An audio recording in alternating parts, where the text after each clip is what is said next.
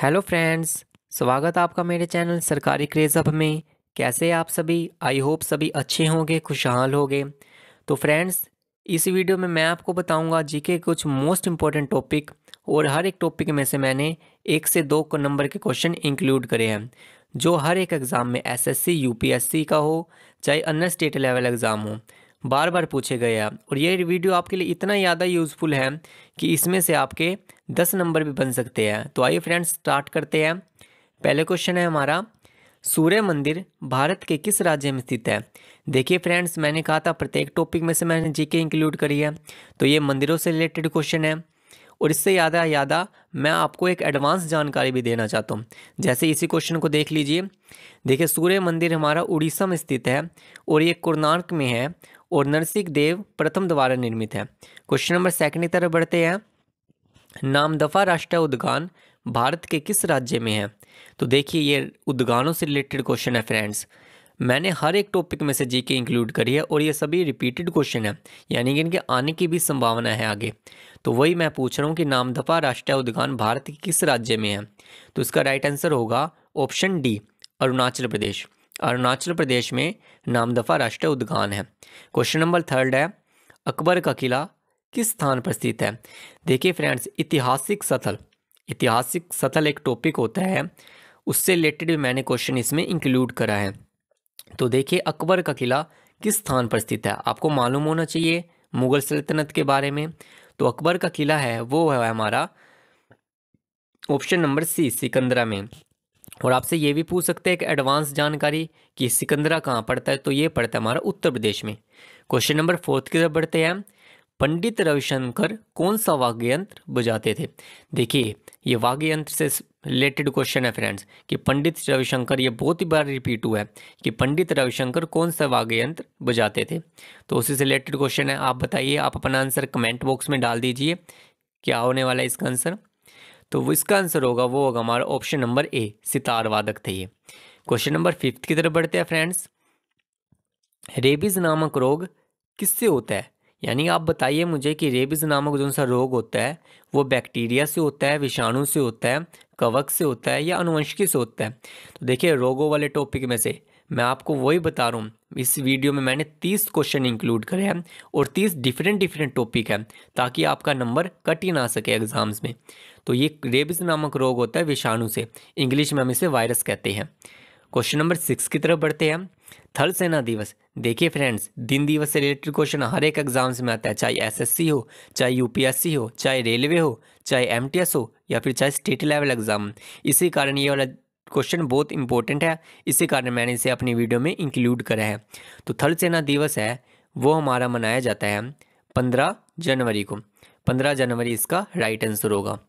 Question number 7 की तरफ बढ़ते हैं फ्रेंड्स। अगला टॉपिक देखते हैं हमारा क्या है। यक्षगान भारत के किस राज्य का नृत्य है? तो देखिए फ्रेंड्स, यक्षगान, आप उत्सव लगा लीजिए, नृत्य लगा लीजिए, ये उत्सव वाले रिलेटेड क्वेश्चन है, क्योंकि प्रत्येक एग्जाम उत्सव से रिलेटेड, नृत्य से रिलेटेड, या उनके जो से लोक नृत्य होते हैं उनसे रिलेटेड क्वेश्चन पूछता ही पूछता है। इसी कारण मैंने इस टॉपिक को इंक्लूड करा है। तो यक्षगान भारत के कर्नाटक राज्य का लोक नृत्य है। क्वेश्चन नंबर 8 की तरफ बढ़ते हैं फ्रेंड्स। क्वेश्चन नंबर 8 था हमारा कि मक्का कौन सी फसल है? वही पूछ रहा हूँ कि मक्का कौन सी फसल है, रबी की, खरीफ की, जायज की, नकदी की? तो इसका राइट आंसर बताइए क्या होने वाला है। तो इसका राइट आंसर मैं आपको बता दूं, एक एडवांस जानकारी भी दूंगा मैं आपको कि हमारी मक्का फसल है वो खरीफ की फसल है। और इसके साथ साथ एक एडवांस जानकारी मैं आपको ये दे दूं, इसकी बुआई होती है जून जुलाई में और कटाई कर दी जाती है नवंबर दिसंबर में। ये भी आपसे पूछ सकते हैं। नेक्स्ट क्वेश्चन देखिए, युद्ध से रिलेटेड है कि हल्दी घाटी का युद्ध किसके बीच लड़ा गया था? ऑप्शन आपकी स्क्रीन पे है। ए मराठा निजाम, बी अकबर हेमू, सी पृथ्वीराज चौहान मोहम्मद गोरी, या डी अकबर राणा सांगा? इसका राइट आंसर मुझे बताइए आप। तो इसका राइट आंसर मैं बता देता हूँ क्या होने वाला है। तो इसका राइट आंसर होगा अकबर राणा सांगा के बीच युद्ध हुआ था, जिसमें राणा सांगा विजयी हुआ था। एक एडवांस जानकारी मेरी तरफ से है फ्रेंड्स। क्वेश्चन नंबर 10 है, भारतीय वन अनुसंधान संस्थान कहाँ है? तो देखिए संस्थानों से रिलेटेड जैसे मौसम वेधशाला संस्थान कहाँ पे है, ये भी पूछ सकता है आपसे। मिट्टी अनुसंधान संस्थान कहाँ पे है, और भी कोई फिल्म इंडस्ट्री से रिलेटेड कोई क्वेश्चन पूछ सकता है। तो उसी से जो संस्थानों से रिलेटेड क्वेश्चन है उसी टॉपिक में से मैंने एक क्वेश्चन इंक्लूड करा है। तो ये है हमारा देहरादून में भारतीय वन अनुसंधान संस्थान, देहरादून पड़ता है हमारा उत्तराखंड में। क्वेश्चन नंबर 11 है, अशोक का कौन सा अभिलेख कलिंग युद्ध का वर्णन करता है। तो आपको मालूम होना चाहिए कि कलिंग युग के समय अशोक का शासनकाल था, और इसका कौन सा अभिलेख है जो कलिंग युग का वर्णन करता है। अशोक के पता होना चाहिए आपको कौन सा अभिलेख कलिंग युग का वर्णन करता है। ये अभिलेखों से रिलेटेड टॉपिक से मैंने एक क्वेश्चन इंक्लूड करा है। तो इसका राइट आंसर होगा वो होगा हमारा ऑप्शन नंबर सी 13वां। ऑप्शन नंबर सी 13वां इसका राइट आंसर होगा। क्वेश्चन नंबर 12 है, सिकंदर के सेनापति का क्या नाम था। तो देखिए सिकंदर एक महान शासक थे, और इसी से रिलेटेड क्वेश्चन पूछ रखा है कि सिकंदर के सेनापति का क्या नाम था। सिकंदर से जितने भी सेनापति थे, एक निरयाकस था और एक सेल्यूसिनिकेटर था। इनसे रिलेटेड क्वेश्चन आता ही आता है। ये भी पूछ सकते हैं आपसे सिकंदर के गुरु का क्या नाम था, वो था अरसत्तु।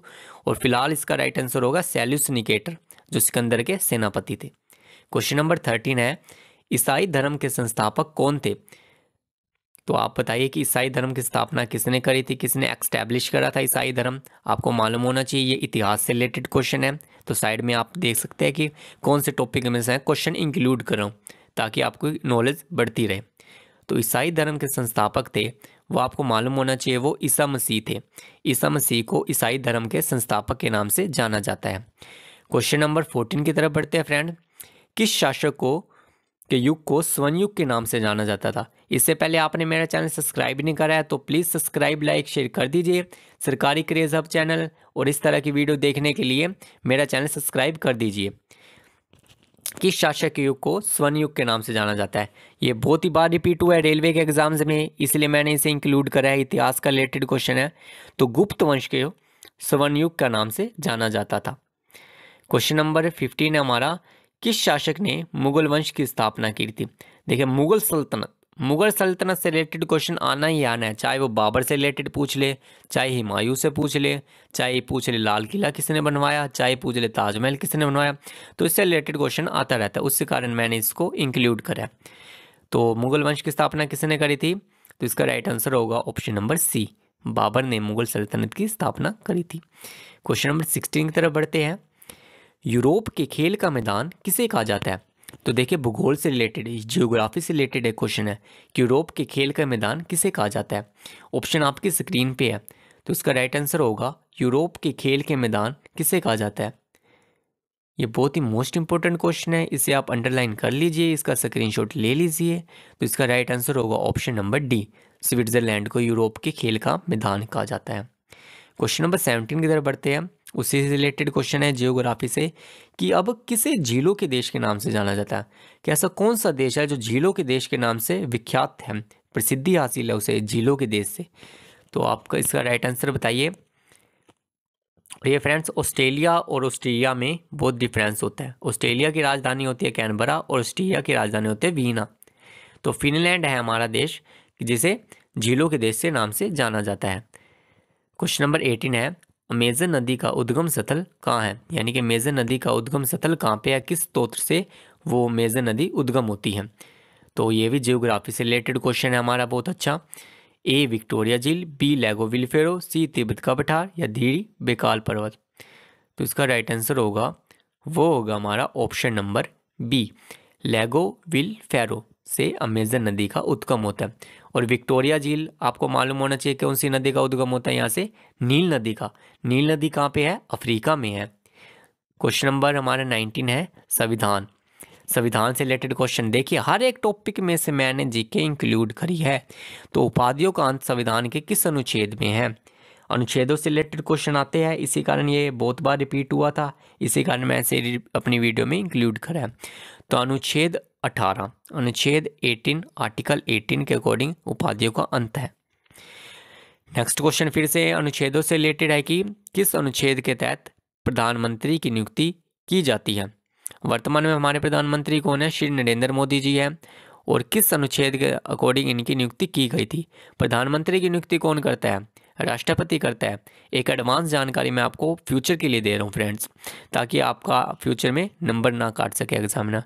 तो अनुच्छेद 17(5) आर्टिकल 17(5) में प्रधानमंत्री की नियुक्ति की जाती है। सेकंड क्वेश्चन है कि भारत के दूसरे प्रधानमंत्री कौन थे। प्रथम आपको मालूम होना चाहिए कौन थे, हमारे पंडित जवाहरलाल नेहरू जी थे। तो सेकंड हमारे प्रधानमंत्री जी कौन थे। तो देखिए 1962 में जिस टाइम हमारा और चीन का युद्ध हुआ था उस टाइम पंडित जवाहरलाल नेहरू थे, और 1965 में जिस टाइम भारत और पाकिस्तान के बीच युद्ध लड़ा गया उस टाइम पंडित लाल बहादुर शास्त्री थे।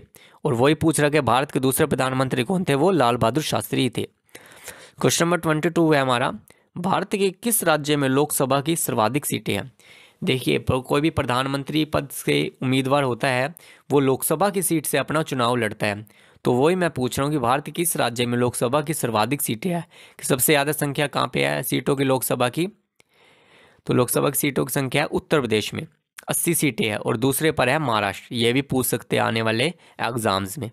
यूपी में इस टाइम योगी जी की सरकार है। क्वेश्चन नंबर 23 है हमारा, डिजिटल इंडिया योजना कब आरंभ की गई थी। देखिए फ्रेंड्स ये अर्थव्यवस्था से रिलेटेड क्वेश्चन है हमारा, कि कोई भी योजना आरंभ की जाती है उससे रिलेटेड एग्जामिनर एग्जाम्स में पूछते हैं। तो वही मैंने इंक्लूड करा है कि डिजिटल इंडिया योजना कब आरंभ की गई थी। ऑप्शन आपकी स्क्रीन पे, इसका राइट आंसर होगा ऑप्शन नंबर सी, 1 जुलाई 2015 को डिजिटल इंडिया की स्थापना की गई थी योजना की, ताकि प्रत्येक हमारे देश जितने भी काम है ऑनलाइन कैशलेस तो वो इस प्रकार हो सके, इस योजना के अंतर्गत थे। नेक्स्ट है सेबी की फुल फॉर्म क्या है। देखिए जो शेयर मार्केट को नियंत्रित करता है, कॉमर्स वाले विद्यार्थी जानते होंगे अच्छे प्रकार से कि सेबी की फुल फॉर्म क्या है। पूरे शेयर मार्केट को अपने कंट्रोल में करके रखता है ये। तो सेबी की फुल फॉर्म है security exchange board of India. Option A, 12 अप्रैल 1988 को ये एक्स्टैब्लिश हुआ था। ये भी पूछ सकते हैं आपसे। क्वेश्चन नंबर 25 है, किस यंत्र का प्रयोग वस्तु के ताप मापने हेतु किया जाता है। यानी कि वस्तु का जौन सी गुड्स होती है उसका हीट मापने के लिए, कोई भी ऑब्जेक्ट है उसे हीट मापने के लिए कितना इसमें हीट है, कौन से यंत्र का प्रयोग किया जाता है। ये साइंस से रिलेटेड क्वेश्चन है, बहुत बारी रिपीट होता है फ्रेंड्स ये वाला क्वेश्चन। तो ऑप्शन नंबर बी, पायरोमीटर इसका राइट आंसर होगा। नेक्स्ट क्वेश्चन है 26 हमारा। Question number 26, carbon paper. देखिए फ्रेंड्स आप बिल वगैरह काटते होगे तो उसमें कार्बन पेपर यूज़ कर होता है, बिल बुक वगैरह में और किसी काम्स में भी होता है, प्रिंटेड हो जाती है साइड वाली बुक। तो कार्बन पेपर का आविष्कार किसने किया था, ऐसे कौन से साइंटिस्ट थे जिन्होंने कार्बन पेपर का आविष्कार किया था। तो ऑप्शन आपकी स्क्रीन में है। चार्ल्स बाबेज तो आपको पता होगा किसके आविष्कारक है। ऑप्शन नंबर बी, राल्फ वेजवुड ने कार्बन पेपर का आविष्कार किया था। क्वेश्चन नंबर 27 है हमारा, किसे सफ़ेद सोना कहा जाता है। तो देखिए फ्रेंड्स सफ़ेद सोना किसे कहा जाता है, फिर से ये साइंस से रिलेटेड क्वेश्चन है। साइंस के मैंने 2 से 3 क्वेश्चन इंक्लूड करे हैं जो कि आने की संभावना है और बहुत बारी रिपीट होते हैं फ्रेंड्स ये। तो सफ़ेद सोना किसे कहा जाता है, ऐसी कौन सी मेटल है। आपको मेटल और धातु में डिफरेंस मालूम होना चाहिए। प्लेटिनम एक ऐसी धातु है जिसे सफ़ेद सोना कहा जाता है। क्वेश्चन नंबर हमारा 28 है, एड्स से कौन सा रोग प्रभावित होता है। यानी कि एड्स होता है रोग से कौन सा ऐसा शरीर का अंग है जो प्रभावित हो जाता है। तो it's acquired immuno defences syndrome इसकी फुल फॉर्म होती है। आपसे पूछ सकते हैं ए किस लिए स्टैंड होता है, एक्वायर्ड के लिए, आई किस लिए स्टैंड होता है, इम्यूनो के लिए, एस किस लिए स्टैंड होता है, स्टैंड्रोन के लिए। तो ऑप्शन नंबर बी, प्रतिरक्षा तंत्र प्रणाली होती है इससे प्रभावित होती है, आप एक प्रकार से इम्यूनिटी प्रभावित होती है। क्वेश्चन नंबर 29 है, इससे पहले फ्रेंड्स आपने मेरा चैनल सब्सक्राइब नहीं करा है तो प्लीज़ सब्सक्राइब लाइक शेयर कर दीजिए जितना हो सके इस तरह की वीडियो देखने के लिए। और संविधान के अब तक के जो से रिपीट क्वेश्चन हो या उस वाली वीडियो को भी प्लीज़ देखिए मेरे। और एसएससी की मॉक टेस्ट की सीरीज़ है उसे भी आप जरूर देखिएगा जो आपके लिए बहुत ही ज़्यादा यूज़फुल है। आप मेरे चैनल देखते हो तो आपका जीके में से कोई नंबर नहीं काट सकता। रिपब्लिक पार्टी किस देश की है, वो है हमारी अमेरिका की थी। क्वेश्चन नंबर लास्ट है हमारा, जापान की संसद का क्या नाम है। देखिए संसद से रिलेटेड क्वेश्चन है, आपको मैंने अंडरलाइन दे दिया नीचे। थैंक्स फॉर, आप इतना ही मेरी वीडियो देखी इसलिए आपका बहुत बहुत धन्यवाद। इसका आंसर आप कमेंट बॉक्स में भी डाल दीजिए। और आपने मेरी वीडियो देखी इसलिए आपका मैं शुक्रगुजार हूँ। And thanks for watching this video. Japan की संसद का हमारा नाम है वो होगा हमारा ऑप्शन नंबर डी, डाइट। और मेरा channel please subscribe like share कर दीजिए। And thanks for watching this video.